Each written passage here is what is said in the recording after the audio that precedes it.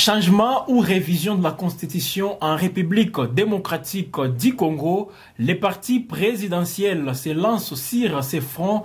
Un ordre vient même d'être donné à tous les présidents cellulaires du parti IDPS pour justement convaincre la population. Donc une sensibilisation qui commence déjà en vue justement de changer cette constitution. Une constitution jugée pro-occidentale justement avec tout ce qui se passe, mesdames et messieurs. Alors on doit l'adapter aux réalités de la République démocratique du Congo. Comment vous personnellement vous jugez cette position du parti présidentiel? Même au sein de l'Union sacrée, il y a des remous. D'autres ne sont même pas d'accord avec cette position du parti présidentiel. Peut-être vers l'éclatement de cette union sacrée. On va en savoir beaucoup plus, mesdames et messieurs, mais pour l'instant, nous recevons Gaëtan Kombi, politologue, qui va justement analyser cette question. La Constitution en République démocratique du Congo, pourquoi ça doit faire toujours débat à la fin de chaque mandat? Gaëtan, c'est un plaisir d'être avec vous sur ces plateaux. Merci beaucoup, M. Jenny. Merci aussi à tous nos téléspectateurs. Alors, Gaëtan, dites-nous, la Constitution de la République démocratique du Congo est-elle adaptée aux réalités du pays? Mais déjà, je me demande si les réalités du pays ont changé dans un espace de 10 ans, parce qu'il y a 10 ans, l'IDPS défendait mordicus la non-révision de la Constitution sous Kabila. Donc, à mon avis, déjà, s'il faut juger de l'adaptabilité de la Constitution par rapport au contexte congolais, il faut déjà l'appliquer. Si vous ne l'appliquez pas, vous ne pouvez pas juger de l'adaptabilité ou non de la Constitution. Et que donc, nous en sommes là à un niveau où tous les régimes se succèdent mais ne respectent pas la lettre de cette constitution et que donc, à mon avis, il serait précoce et contre-productif même d'engager ces débats. Alors déjà, comme vous parlez de l'applicabilité de cette constitution, mais l'IDPS vous parle justement un mandat par exemple de 5 ans pour un président de la République, mais en termes de gestion, le président ne gère que 2 ou 3 ans et les restes, ça tombe cadique, soit dans des pourparlers pour former d'abord le gouvernement où on doit mettre en place des coalitions. C'est aussi ça la réalité de la politique congolaise. Non, moi j'ai aimé une des réflexions émises par un professeur dont j'étais le nom malheureusement. Il a clairement dit qu'on peut vous donner même 100 ans que vous n'allez rien en faire, mais si vous avez la volonté de faire beaucoup mieux et beaucoup plus vite, même dans une année vous pouvez changer les choses. On voit certains ministres qui déjà ont déjà posé les jalons d'une bonne gouvernance au sein de leur propre ministère après 2 ou 3 mois de leur investiture. Oui. Donc arrêtez de parler de cet argument, arrêtez d'avancer cet argument des temps. Déjà, si il faut que vous puissiez monter un gouvernement lorsque vous avez une grosse coalition, lorsque vous avez une grosse majorité, parce qu'on a vu, on l'a constaté notamment avant l'investiture du gouvernement souminois, où l'Union sacrée avait quasiment la majorité écrasante au niveau du Parlement, mais on a vu combien de temps ils ont mis pour mettre sur place un gouvernement. Donc encore une fois, cet argument-là de dire qu'il faut beaucoup de temps pour former un gouvernement, c'est un argument qui ne passe pas. Parce qu'on a vu autant lorsqu'ils étaient dans une coalition un peu bigarrée avec les FCC, une coalition qui a d'ailleurs éclaté quelques mois après, oui. On a compris, oui, qu'il y avait des problèmes parce qu'il y avait des divergences internes, mais là, ils étaient quand même dans une sorte de majorité écrasante au Parlement. Alors, il n'y avait aucune excuse de ne pas avoir un gouvernement dans les temps records. Alors, mais le problème, parce que c'est au-delà du fait justement d'appliquer cette constitution, l'origine de cette même constitution, parce qu'on on dit que c'est une constitution des belligérants, il fallait mettre, essayer un peu de calmer tous ces rebelles qui, à un certain moment, s'emparaient de certaines entités de la République. Alors, on est allé justement avec cette constitution, mais est-ce que c'est interdit de la changer? Non, ce n'est pas du tout interdit, mais encore qu'il faut se poser la question, et d'ailleurs je reviens sur ce que j'ai dit lors de ma première mise en bouche, oui. L'a-t-on déjà appliqué? C'est ça le problème, parce que on ne peut pas parler d'une inadaptabilité de la Constitution dès lors qu'on ne l'a pas encore appliquée à la lettre. Il faut d'abord l'appliquer et voir où est-ce que ça nous amène pour qu'on puisse juger de son adaptabilité ou non. Alors moi je reviens sur ces débats-là de dire que cette Constitution a été montée ou disons votée dans une période de belligérance où il fallait que les belligérants se mettent d'accord, mais c'est justement ça le contexte de notre pays. Aujourd'hui, si vous voyez très bien, même au sein de l'Union sacrée, il y a beaucoup de divergences internes, il y a beaucoup de frustrés. Peut-être qu'on va y revenir. Il y a des têtes d'éproux comme Jean-Pierre Bemba qui ont clairement montré leur frustration. Il y a d'autres politiciens comme Bahati Lukwebo qui a d'ailleurs derrière lui une grosse frange des députés qui a clairement montré sa frustration. Kamer aussi qui n'a pas du tout été satisfait. Donc nous sommes dans une sorte de belligérance politique. Pas une sorte de belligérance militaire, mais c'est une sorte de belligérance politique. Et cette constitution, moi je pense que c'est la seule jusqu'à-là, c'est la seule chose jusqu'à-là qui met encore sur la même table toutes ces têtes d'éproux-là qui ne se sentent pas bien au sein de cette coalition et que donc vouloir faire sauter les verrous de cette constitution, ça signerait, à mon avis, la mort de l'Union sacrée. Ils vont même au-delà d'une simple révision de la constitution, parce que quand on parle de la révision, il y a des articles qu'on ne peut pas toucher, entre autres les D120, mais les changements de la constitution, donc ça passe encore une fois par un référendum. En effet, parce que il faut d'abord se référer aux articles D118, D119 et D120 justement, pour comprendre que d'ailleurs les professeurs Jacques Njoli,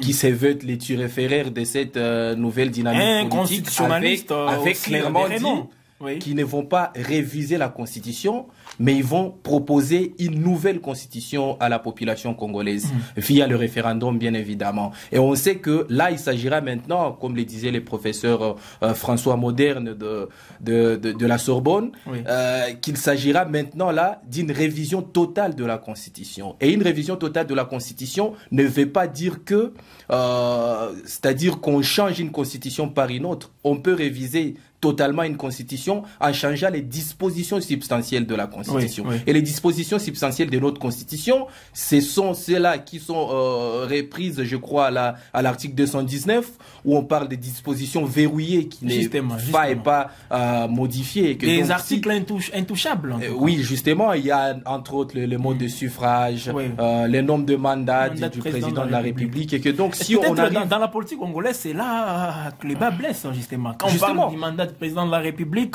on voit Félix Tshisekedi, nous sommes en 2024, d'ici 2028, il sera fait mandat, alors peut-être on doit penser trouver quelle sera sa suite. Justement, lorsqu'ils vous disent dans la lettre de l'UDPS et dans plusieurs débats faits dans les officines informelles de l'UDPS, ils vous disent qu'ils vont proposer une autre constitution. C'est-à-dire que si vous proposez une autre constitution, c'est qu'on va passer par le référendum. Justement. Et pour passer par le référendum populaire, il faut changer les dispositions verrouillées de la Constitution. Parce que s'il s'agissait de visiter certaines dispositions qui ne sont pas verrouillées, on ne serait pas allé jusque-là. C'est-à-dire qu'on aurait fait comme en 2011, lorsque le régime Kabila révise la Constitution, où on n'a pas touché vraiment les dispositions verrouillées. Mais là, on va toucher forcément les dispositions verrouillées parce qu'ils disent qu'ils vont forcément passer par les référendums. Alors, mais les mal dans tout ça, c'est que toute la classe politique est en ébullition. Les uns qui sont justement pour et d'autres disent non, c'est pas question même une simple révision de la Constitution. Les changements de la Constitution, l'opposition est en train de s'opposer. Alors dans tout ça, ne voyez-vous pas que le Congo, la République démocratique du Congo risque de tomber dans un autre climat politique qui ne rassure du tout pas? Parce que vous rappelez-vous, entre 2014, 15, 16, tout ce qu'on a connu, et aujourd'hui, presque, bon, même pas 10 ans après, mais 10 ans après, disons-les, voilà les choses qui reviennent encore. Et malheureusement, on ne retient pas de nos erreurs du passé, parce qu'en 2015, on a tous vu ce que ça a donné. Encore qu'il n'y avait rien d'officiel. Le camp Kabila n'avait rien officialisé sur un probable changement de constitution, mais on avait tous senti le remous que ça avait créé au niveau de la société. Après, aujourd'hui, moi, j'aimerais bien que l'on se place dans le contexte. Parce que moi, je pense que le contexte politique d'aujourd'hui est plus tensif que les contextes politiques de 2015. Je vais m'expliquer. Aujourd'hui, nous sommes d'abord dans une période de guerre. Et c'est ce que les gens ne comprennent pas, parce que pour réviser aussi une constitution, il faut ne pas être dans une période de guerre et dans un état de siège. Les gens disent que voilà, c'est possible. On a vu un gouvernement changer de gouvernement même pendant l'état de siège. C'est interdit. Donc ce sont là peut-être les réalités congolaises. Et encore que moi je me demande si on peut réviser ou changer une constitution à la violence déjà. Parce que si on arrive à changer cette constitution, on sera déjà, si on se base sur cette même constitution, on sera en train de la violer. Parce que nous sommes non seulement dans un état de siège, mais aussi nous sommes dans un état de guerre. Oui, un état de guerre qui certes n'a pas été déclaré officiellement, mais dans les faits, dont même le président de la République nous rappelle dans toutes ses allocutions qu'on est véritablement en guerre. Alors, ces deux limites-là ne lui donnent pas le marge de manœuvre pour entamer une certaine procédure de changement de constitution, mais également, l'autre contexte, c'est le contexte politique même.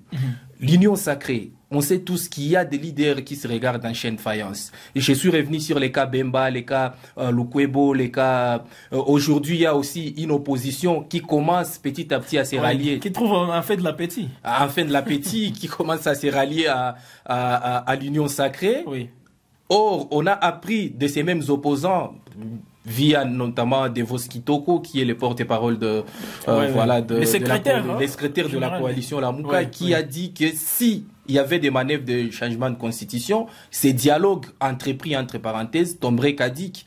Donc, si vous voulez, même les rapprochements qui auraient été, à mon avis, salutaires pour le régime en place, qui est déjà chaos, il faut le rappeler, même ces rapprochements-là tomberaient caduques si ces débats autour du changement de la Constitution s'intensifient. Donc, à un certain moment, il faut voir les contextes politiques dans lesquels nous sommes.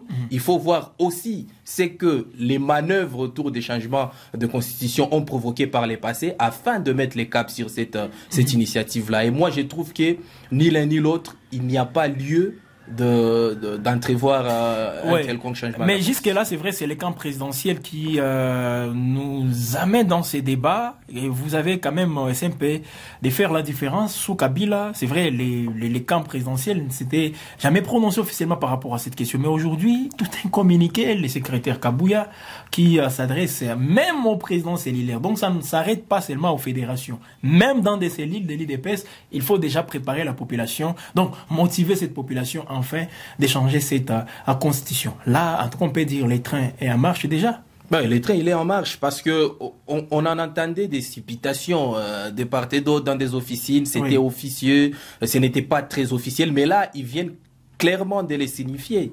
Et que donc, il faudrait que s'il faut faire barrière à cette initiative-là, c'est maintenant qu'il faut le faire parce que, et prouve à suffisance qu'ils vont aller jusqu'au bout. Et que donc, la seule manière qu'ils ne le fassent pas, c'est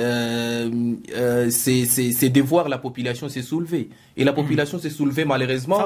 Aujourd'hui, on sent qu'il y a un certain décrochage populaire, disons un décrochage populaire vis-à-vis de la politique. Mais après, les populations réagissent beaucoup moins aux manœuvres politiciennes. Mais après 2023, parce que c'est vrai, on a vu la population de l'engouement justement avec le président Félix Tshisekedi. En tout cas, depuis que la République démocratique du Congo connaît cette démocratie, on n'a jamais vu un président remporter aussi la présidentielle avec les scores qu'a eu le président Félix Tshisekedi. Là, on peut dire l'engouement c'était de son côté, mais aujourd'hui, c'est comme si cette population ne se retrouve plus dans les actions du chef de l'État et elle commence petit à petit à regretter même le choix.